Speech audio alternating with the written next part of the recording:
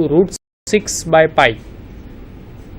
Okay, and that's why theta is equal to cos inverse root 6 divided by pi, that is equal to 0.68. So here the complete the solution of this question. Okay, our angle is between these two functions t and sin t is approximately 0.68. Next question.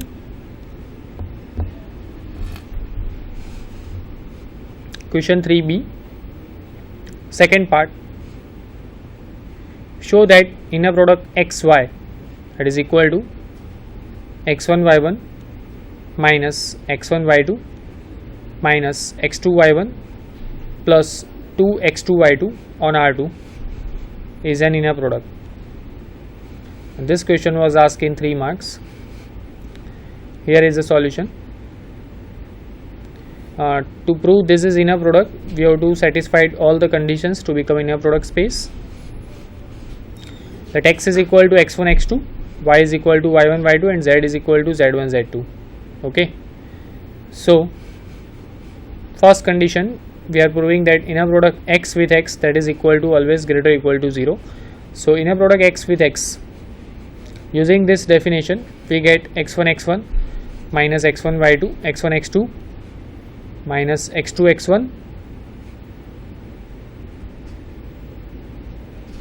plus 2 x2 x2. Okay,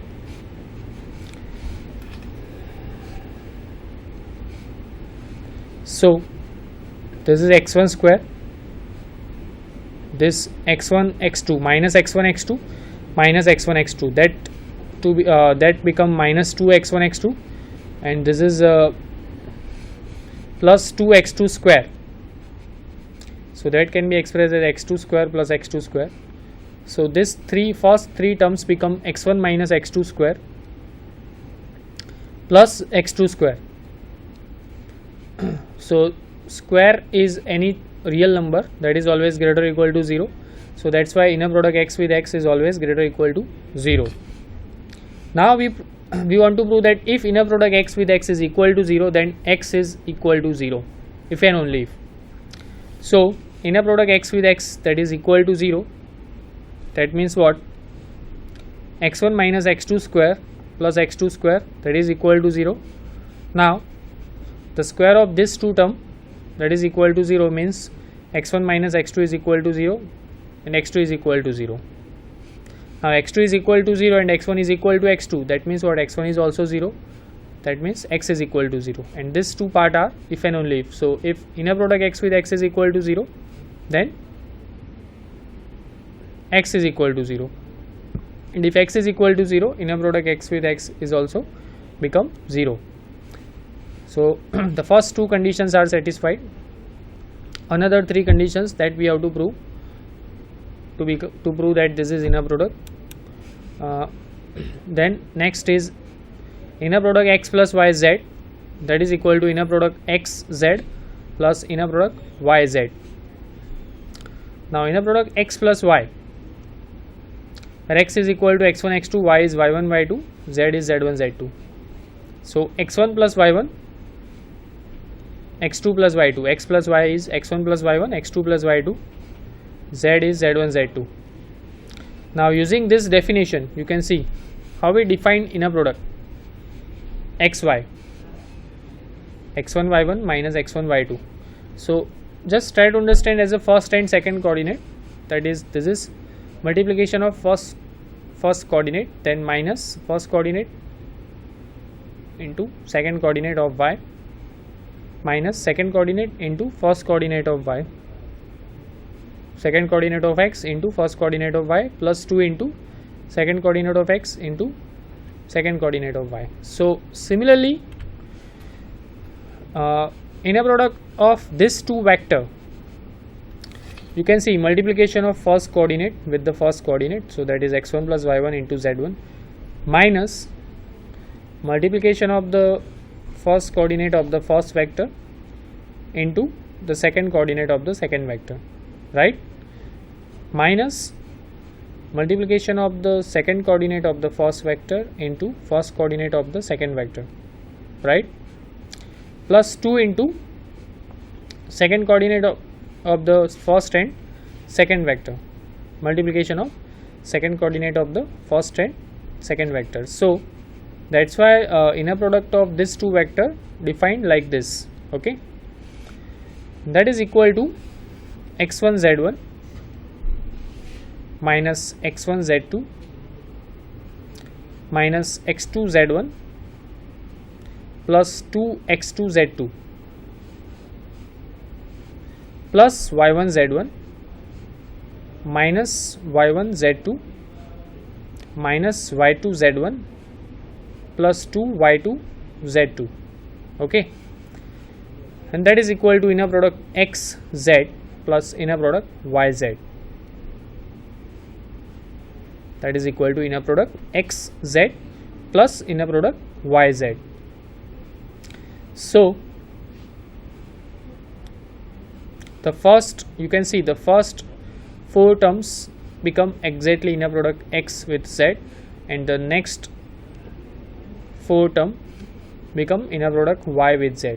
So finally we get inner product x plus y z, that is equal to inner product x z plus inner product y z.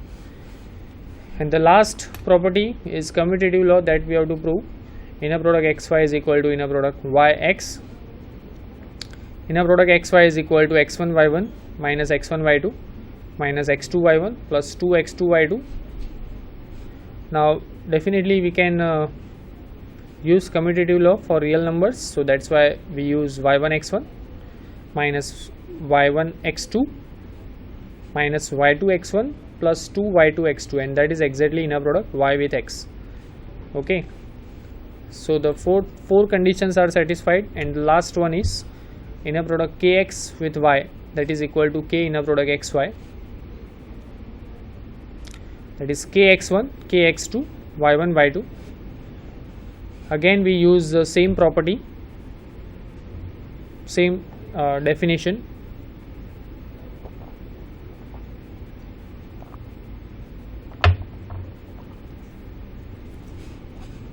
So you can see multiplication of the first coordinate of the first vector with first coordinate of the second vector.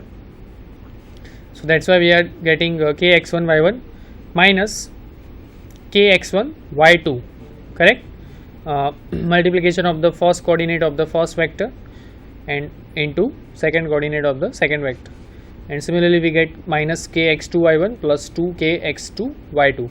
K will be common, so k into x1 y1 minus x1 y2 minus x2 y1 plus 2 x2 y2, that is exactly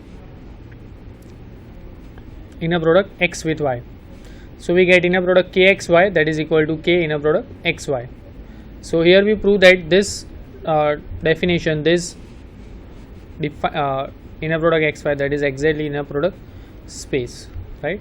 On the next question, question 4a, the first part. There are two questions. Check whether V is equal to R2 is an inner product space, vector space defined by the operations u plus v, that is equal to u1 u2 plus v1 v2, that is equal to u1 plus 2 v1 u2 plus 2 v2, alpha into u1 u2, that is equal to alpha u1 minus 1 alpha u2 plus 2. Is it a vector space? That we have to check, and the answer is no, right. Because of we already know that this condition is not satisfied, so directly we can explain that condition which is not satisfied, okay. To prove vector space, basically there are 10 conditions, one by one each and every conditions we have to satisfy. But if we see the example and directly if we can understand that maybe this condition is not satisfied, so directly you can explain that condition and write down that this side is not a vector space, right. Exactly same situation happen here. You can see the addition, how we addition define u plus v is equal to u1 u2 plus v1 v2, that is equal to u1 plus 2 v1 u2 plus 2 v2. For this addition the commutative law is not satisfied here. You can see u plus v and v plus u. These two are not equal. That is not possible for a vector space. So that's why this is not a vector space. Under this, addition is scalar multiplication. So u plus v is u1 plus 2v1 plus u2 plus 2v2, and v plus u is v1 plus 2u1, v2 plus 2u2. So these two are not equal. So u plus v is not equal to v plus u. So that's why this is not a vector space. Next, we have to check that this is a subspace or not of R3. What type of set we have? Subset. First of all, definitely this is a subset of R3, but we have to check that this is a subspace or not, right? And subspace, to prove subspace, we have to check these two conditions, that if uv belongs to S, here the name of our set is S, right? So that's why I am using S. If uv belongs to S, then u plus v must be belongs to S, and if alpha is any scalar and u is any vector, then alpha into u, that is belongs to S. So here we have a subset of R3. Those type of subset such that x1 plus 2x2 is equal to 1. x1 plus 2x2 is equal to 1. So let's try to check this is a subspace or not. That x is equal to x1, x2, x3 belongs to S. So that means what? x1 plus 2x2, that is equal to 1. Y is equal to y1, y2, y3 belongs to S. That means what? y1 plus 2y2, that is equal to 1. Now let's try to check that x plus y belongs to S or not. X plus y is equal to x1 plus y1. We are using standard addition. x1 plus y1, x2 plus y2, x3 plus y3. So this x plus y is not belongs to S because of it's not satisfied the condition which is required. x1 plus y1, the first coordinate plus 2 into second coordinate is not equal to 1 here. So x1 plus y1 plus 2 into x2 plus y2, that is equal to x1 plus 2x2 plus y1 plus 2y2, that is equal to 1 plus 1, that is equal to 2, not equal to 1. So that's why x plus y not belongs to S. So S is not a subspace, right? So just try to understand first of all that to prove subspace or not, if you want to prove that the given set is a subspace, you have to check these two conditions in general, right? But if you want to prove that this set is not a subspace of a vector space V, then definitely you can give me a counter example that particular this set is in the set, particular this element is in the set, this particular element is in the set, but the addition of this two element is not in the set. Or you can use also scalar multiplication, that scalar multiplication of this two element, that alpha is a scalar and u is a vector, so alpha into u, where u is a particular vector, so alpha into u, for this alpha and for this u, the scalar multiplication is not in the set. So just try to understand that if you want to prove that the given set is a subspace, that we have to satisfy these two conditions in general. We cannot get any two particular element, but if you want to prove that the given set is not a subspace, definitely you can give me a counter example. Definitely you can take a particular set, particular element, and prove it that addition of this two particular element is not in the set, or scalar multiplication is not in the set. Okay, so thank you. We are solving this question paper up to question number 4A. The next question the next time.